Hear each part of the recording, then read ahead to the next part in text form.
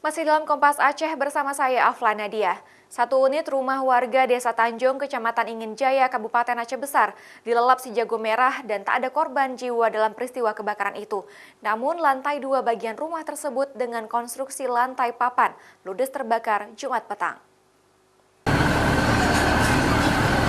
Saat kebakaran terjadi, istri pemilik rumah Nur Aini bersama anaknya sedang tidur di kamar depan lantai 1 sehingga mereka tidak mengetahui penyebab kebakaran tersebut.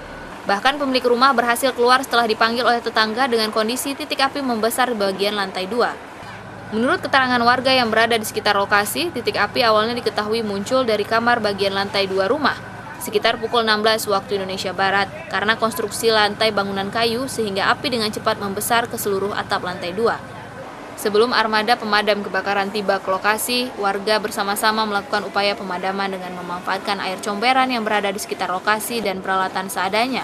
Namun titik api yang terus membesar tidak berhasil dipadamkan secara manual oleh warga. Setengah tiga. Apinya dari mana tadi, Pak? Awalnya? Dari atas apinya.